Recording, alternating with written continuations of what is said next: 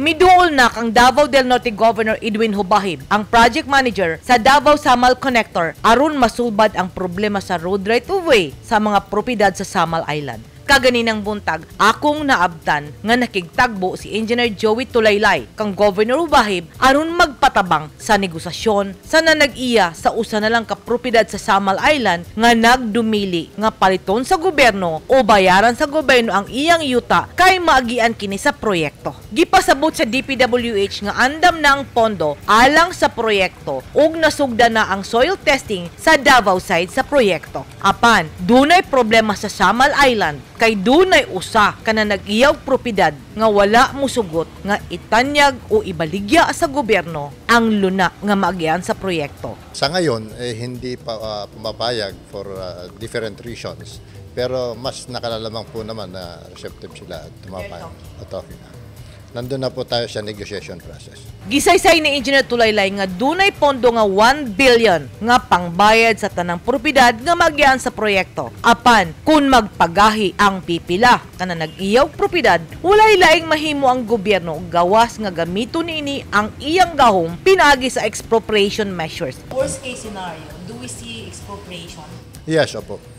Maaari pong ganun. Pero sabi ko nga po, tuloy-tuloy yung ating pakikipag-negotiate sa owner, pero kung hindi ho maiiwasan, that is our last recourse. Gisaysay ni Governor Hubahib nga walay problema ang mga nanag-iya og yuta sa bahin sa Davao City.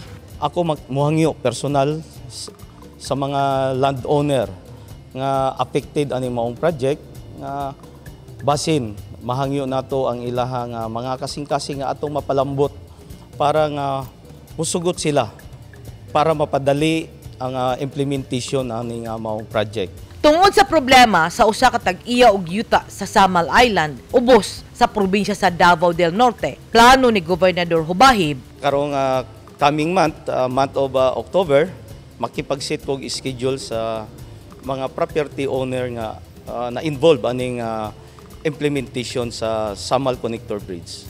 So gusto po nako madungog ang personally madungog nako ang ilang side para nga madiskusan kung unsa pod ang ilahang gusto nga protection pod sa ilahang establishment. So kinahanglan win-win solution lang ang atong himuon. sa katawan sa Davao Region ug sa tag-iya sa yuta. Dunay pagpasabot si Engineer Tulaylay. Sa mga apektado po ng proyekto ay huwag niyo pong isipin na yung epekto personal sa inyo ng project. Tingnan natin ito sa kabuuan. Ano ba ang may bibigay nito hindi man sa iyo lang, kundi sa buong sambayanan ng Davao at ng Samal. Sinisigurado ko po sa inyo, maaaring naisip nyo lang epekto na to dahil natamaan ka o naapektuhan ka ng naepektuhan yung business mo, yung property mo. Pero pagkatapos ng proyekto, makikita mo yung tubo, kumbaga, ng project.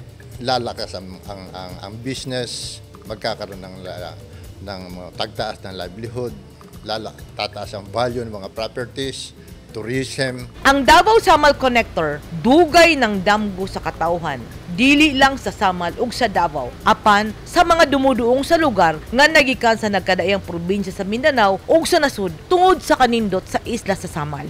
Unta magkasinabot na ang gobyerno ug ang nanag-iya sa yuta alang sa katumanan sa proyekto. Kay kung dili na usab madayon ang proyekto, basin mo abot ang panahon nga magmahay ang atong mga anak ug mga apo nga atong gibuhian ang usa ka nindot nga oportunidad ug dako kining tabang alang sa ilang kaugmaon ug sa kalambuan alang kanatong tanan.